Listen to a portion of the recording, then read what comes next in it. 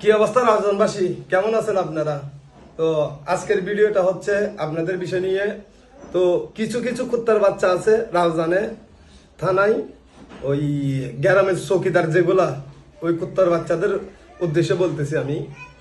তো এরা মাসিক টাকা খাচ্ছে ওই রেহান খুরশেদের কাছ থেকে টাকা নিয়ে, ওই কখন পুলিশ ধরতে যাবে এটা এরা রেহানকে ইনফরমেশন দিয়ে দিতেছে। তো আপনারা জনগণের উদ্দেশ্যে বলতেছি, এই চৌকিদার যেগুলো আছে এগুলোর ব্যবস্থা আপনারা এদেরকে ধরেন।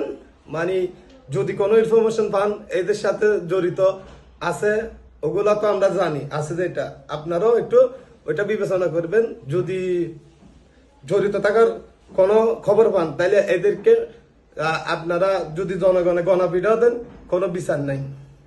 তো আর কিছু ব্যক্তি আছে ওইখানের দারোয়ানের উদ্দেশ্যে বলতেছি, দারোয়ানও ওইখানে ইনফরমেশন দিতেছে রাতের বেলা, সিএনজি ড্রাইভার কয়েকটাও দিতেছে, আবার লুডের দারোয়ান এরাও দিতেছে।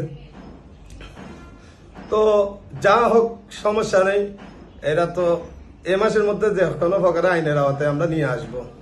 তো পুলিশ ভাইয়ের উদ্দেশ্যে বলতেছি, আপনারা আপনাদের মতো স্ট্রং থাকেন, আমরাও আছি আপনাদের পাশে।